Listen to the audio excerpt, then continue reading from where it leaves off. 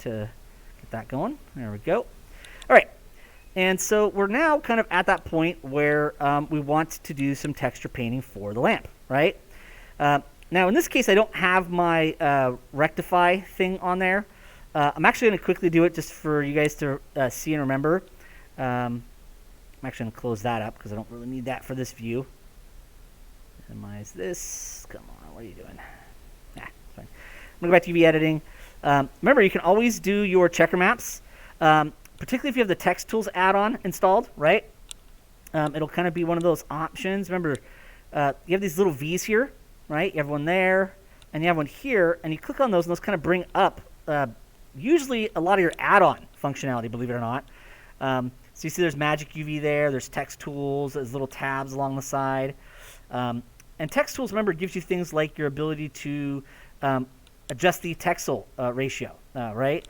And that's kind of a fancy way of saying that when you kind of sample, right? In this case, it's not doing it. Probably select everything. There we go. I'll have to send the checker map first. My bad. It'll kind of actually look at these and try to resize them to match the overall text. Basically, it makes them uniform in size relative to the texture and the model itself. But remember, at the very top of text tools is your presets, right? So if you're ever wondering when you're creating textures on your own, what resolutions you should use, if you have text tools, just look here, right? This will tell you kind of the squares you're supposed to use: 1024, 2048, 496, 8182. I've been doing this so long that I have those memorized. So if you just keep that in mind. Let's do a 2048. And remember, you can do checker map. And this is great because it just basically goes in there and creates your checker map for you easier, right? I am going to do a little bit of sculpting with you guys on kind of the little kind of light that we have with that cloth and on the chair. So we'll bake some normal maps there, and I'll show you how easy it is to bake normal maps with text tools. Remember, find that add-on. I'll talk about it again just to remind you guys. But at this point, you guys should be using 2.91 because I'm going to be doing this video in 2.91. And you should have text tools add-on installed, right? Because we've talked about this. I've shown you guys where to go. It's in the videos, right? If you go back to some of these earlier videos, you'll see me showing you, hey, go here to this, do that to get 2.91. I know most of you guys are got that set up and are good. Just trying to remind everybody, update these things, right? Because we want to be using the best free add-ons we can, which text tools is a great one. Gets a couple of cool features. This one in particular, Rectify, is pretty cool. We don't need it on this, but it's pretty neat. And you have some great baking features, which we'll see down here a little bit on this project as well. So checker map's pretty cool to do just because you can kind of easily and quickly see, hey, that's pretty low distortion, right? We have a smidge of distortion here, but it's not terrible. So checkerboard's always a great way to see if your UVs are going to come out and be pretty decent, right? Now, in this case, though, we have that map connected. One of the easiest ways to disconnect that map, it already was beforehand, but I just kind of figured it doesn't hurt to show you guys that again.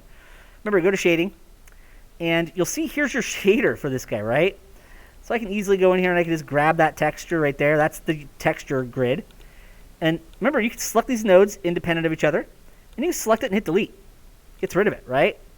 So really easy to get rid of that checkerboard if you want to. I'm going to go back to texture paint, right? These workspaces are great. It's one of the great things that Blender 2.8 did. They rebuilt the whole interface with these workspaces and everything, and the interface is now pretty amazing. Takes a lot of the best stuff from Maya and Modo, in my opinion, and that's a great place to be taken from. Then kind of does its own cool Blender stuff too. So here's our lamp, right? And remember, if we want to start to create our own textures and materials for this, of course we could do it through the shading menu as well. But remember, you don't have to. You can just be in texture paint. And remember, there is your kind of very bottom of kind of like your properties menu stuff, because that's kind of really what this is, right? It's kind of your editor type, right? You see this kind of when you click on it. You can see that this is just your editor, right? So I'm trying to remember what this is. I really think it's just your property stuff, right? Yeah, properties. Yep. So that's what they call it, just like this one's called your outliner, right? Outliner properties. You can switch these, by the way. You can change to different ones, right, by clicking on those little pull downs. And I've talked about that before. But this really is, and we've seen it throughout the whole entire term, this is all your properties, whether it's your modifier properties, whether it's your rendering properties, your tool properties, or even your material properties. And the nice thing is they're nicely color-coded here, right? Particularly the bottom red ones are for textures and materials. So I can click on the red kind of sphere, right? The red ball. And that brings up your material. You can see it's just your principled one. In this case, you see how it kind of named this for that checkerboard.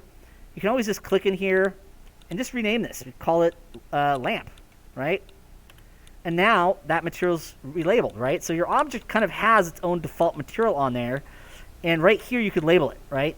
Of course, you can make new ones and assign those to specific polygons. We've seen that a little bit beforehand. We're just going to keep them one and focus on painting maps. Of course, we want this to have a base color, right? So that's been relabeled to lamp. Here's the principled BSD shader. This is actually a powerful shader that's got really quite excellent, pretty much all your major features in there. The very top one, of course, is base color, and that is your color map, right? So one of the things in our coming quizzes is going to be the color map quiz, right? What's a color map? Well, it's a texture, two-dimensional image that contains the color data for your model, right? Just like Emission was for glow, right? It's a two-dimensional color map for glow. So base color, remember you click on these dots, right? Particularly if you're in the 2.9 series, you'll see that they're here and color-coded. Earlier than that, I believe they were on this side. So base color, click on that guy right there, and it brings this up, right? And we want to plug an image in, right? A texture, image texture. So we just go to the texture row, right?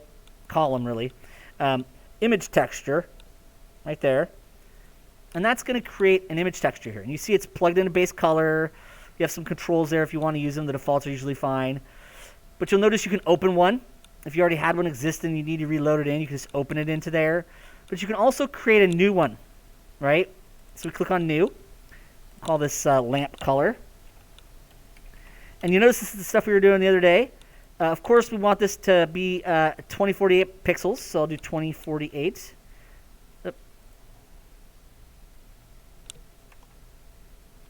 2048 by 2048. All right. If you guys have a really nice computer, you could probably go 4096 or higher. I figure 2048 is a better default for us, just to kind of consider all the different computers and devices you guys might be using. If you really wanted your texture to be a little bit higher quality, you could do 32-bit floating point. That is going to make it a bigger file size, though, so your actual file size will be larger. I say just because, once again, we're working on a lot of different devices at different power, different processing powers. Maybe we'll keep that off, right? The default kind of bit depth will still work fairly well for creating some pretty good textures for us. So we'll hit OK. And there is our new texture. Now, in this case, though, it's not really flood painted for color. So in this case, what I'm going to do is I'm going to go to my flood bucket, right? Fill. It's right here, one of these, fill. I'm going to go back up to the very top of the properties menu because there is the wrench screwdriver, right? The very top of these guys is a screwdriver and a wrench. That is your tool properties, right? These guys are a lot of your rendering properties. That's modifier.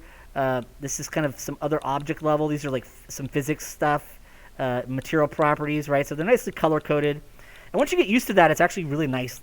It's pretty nicely done, the way they've done that. But this is just your properties for the fill brush, right? So this is for your tools themselves and their properties. In this case, I figure some kind of like maybe bluish gray will kind of be a nice color. So we'll kind of just tint it a little bit blue, maybe make it a little darker. Now, in this case, I like to fill in the whole image, right? It's always great to have kind of your whole entire texture filled with pixels.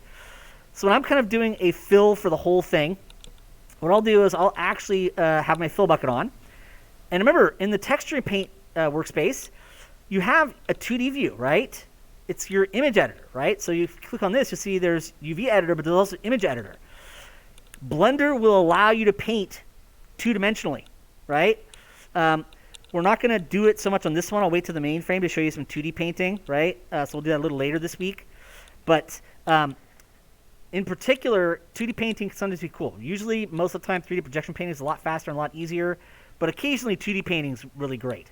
We'll kind of get to see that a bit on this project. But say, unlike Mudbox, which some of you guys are familiar with from our classes last year, you have to flatten the whole model. Here, you just go right into the image editor here and paint. So you kind of already have your 3D paint and your 2D paint right there. Much more like Substance Painter or even Modo. Mudbox always did it a little weird, right? It worked, but it was always a little weird comparatively. You do want to make sure you're in paint mode for this one, though, right? There is just view mode, but you want to be in paint mode so you can actually fill bucket. And if you just click on that image, give it a second to catch up. Also make sure the proper image is on, right? In this case, there's lamp color, so it should be fine. There we go. Sometimes you just have to make sure the proper image is available here as well. Sometimes it's not. So you just click on this little pull down, lamp color. And then I'll do my fill bucket. And there we go. Now remember, also, you want to go File, External Data, Automatically Pack into Blender File, right? And what that does, that makes it so that when I go to save, right? And if I was going to go close, it would save the texture as well. So keep in mind that it actually will pack those in for you as you're working, and it'll save those in that file also. So at this point, what I want to do is I want to paint some other map types, right? So we've got a bit of color here. And what I want to do is I think I'll start with emission because we haven't done that as much yet, painting-wise. So in this case, I'm going to go back to my red sphere here, right there. And I'm going to scroll down because we've already got the color map plugged in right here. And we see way down here we have the emission area, right? And Blender 2.91, you'll notice that the emission strength is now here as well. Remember briefly last week I showed you how if you were working in only Blender 2.9, right? Actually, I think that was before we went to Thanksgiving because the 2.91 came out basically Thanksgiving week.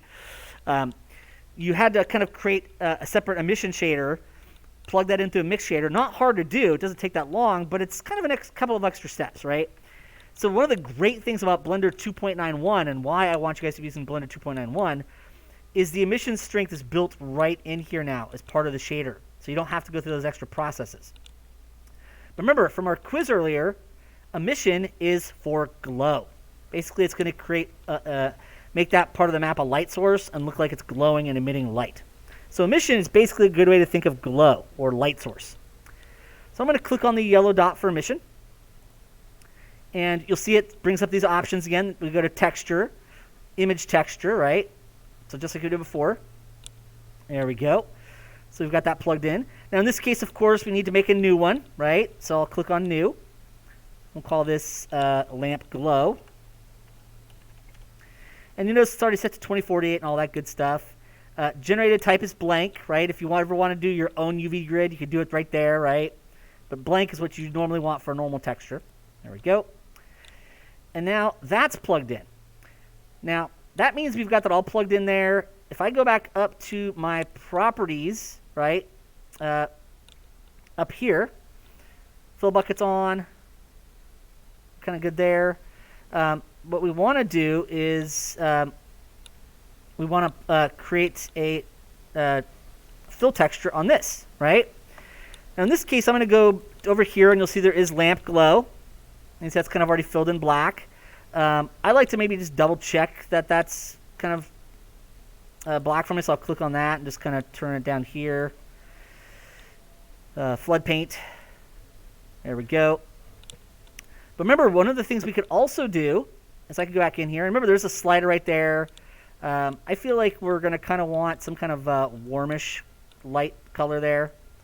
So we'll kind of get it like a nice yellowish kind of warm color. Remember, one of the things that you could do is you could use fill bucket, right? So what I could do is I could hit 3 to go to face mode. Actually, in this case, 2 to go to edge mode, right? And I could select this edge loop right here, right? So I could double click to select this edge loop right there. Remember, you can go to the select menu, and you'll see in the select loops area, there is select loop inner region. And what that does is it selects all of the faces on the side that has less polygons. So this is a great way to do selection stuff like that. Switch it to 3 because it'll convert it to faces. And then if I hit 8, right? 8 is your keyboard for texture paint, although remember the pull down is right here, right? Edit mode 1, object mode 4, 2 and 3 are actually your edge and face mode. But there is a texture paint, the number 8, right? Texture paint. And remember, right next to this texture paint, right in between view, is this guy right here. It basically looks like your face selection icon. It's your paint mask. So when I click on that, it sets it up so that only what's selected can be painted on. And you'll notice that at some point, once we've got our texture selected in here, and I've kind of done some filling in, you'll notice we actually have our texture slots right here. There's lamp color, there's lamp glow. What I could easily do is just kind of make sure to pick that color, flood paint it for lamp glow.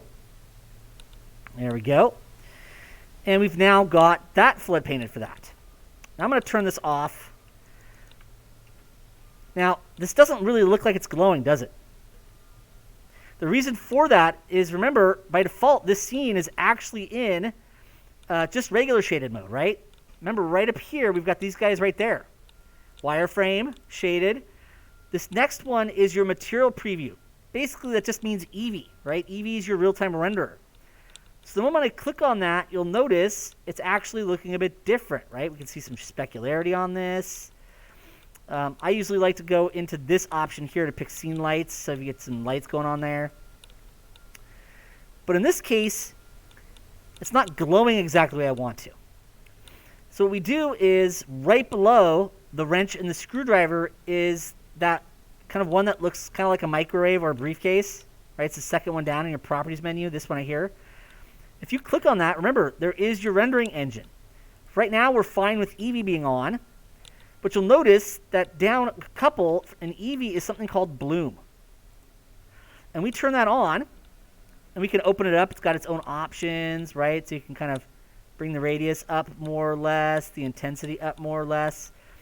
But what Bloom does is in viewport, not only where your metals kind of get that nice kind of bright, you notice how sometimes on a nice sunny day, when the sunlight hits like a chrome or a metal that's pretty shiny, you kind of get that like reflection off of it that's like super bright, and you're like, oh, I got to turn away. That's what Bloom does, but it also makes your glow really glow in viewport. Now, in this case, Bloom's on. The defaults are probably going to be okay. We can always come back and play with it a little more. I'm going to go back to Material, right, the little blue ball down here. And I'm going to scroll down to my Emission Strength area, right? And I'm going to turn this up to, say, 20. And the moment I start to turn that up, that starts to look like it's glowing right in viewport, right? So that's super cool, right? If I go back up here, like I said, we could always kind of bring the radius down a little bit. See how you can make the glow super, super powerful. So radius controls that. Intensity can kind of play with that a little bit as well.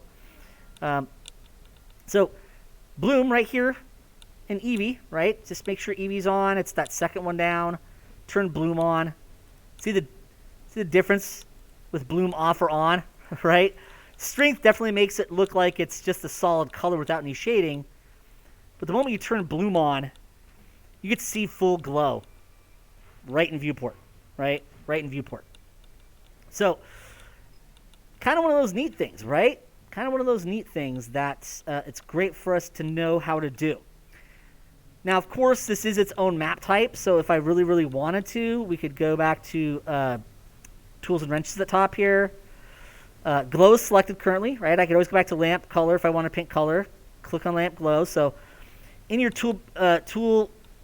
your wrench and screwdriver, you will see once you've got a couple of textures created. If you specifically want to save your images right now, remember there is right in the image editor, there is an area that says image, it's got a little asterisk. You click on that, and you'll see this is where you can save your textures, right? It'll actually tell you when you try to close Blender, do you want to save modified textures? So if you say yes, you'll be fine. But you can also just make sure to save them, kind of give them names if you want to and all that stuff. But yeah, so just keep in mind that, automatically pack into Blender is always a good idea. When you close, tell it to save yes. But if you really, really wanted to, you could always go right here and save all images, right? And that's a great way to save everything you modified. So image, you have save all images. Good to know about. But with color lamp glow on, if I wanted to, I could grab my paintbrush And if I go back to, because you see that's now my paint tools instead of my fill bucket, I could scroll down here and pick black, right? Just go down to black. And you'll notice that I can go in here and I could paint out. Oh, make sure that's off. And paint brushes on.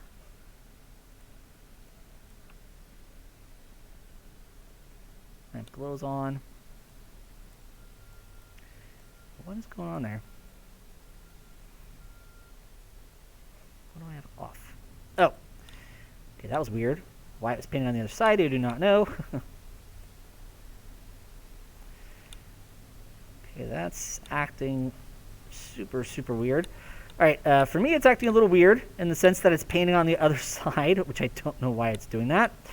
Yeah,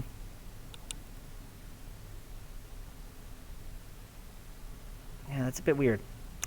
But you'll see you can paint that stuff out, or inversely, right? You can always sample, right? So if I click back in here, bring this back up a little bit. If I click on there, you'll see that there is a color dropper here. You can always sample that yellow again, and then you could paint glow elsewhere.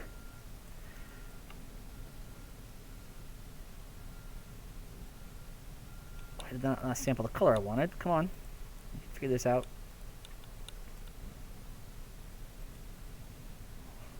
It might be sampling the EV viewport, which is not what I want. So you could always just go here and then sample from there. And you see how you could actually continually paint glow.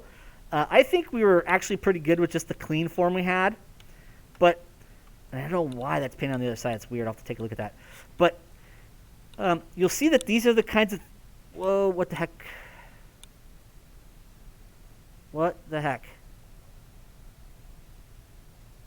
Okay. All right, that'll probably be a great place to stop recording that video.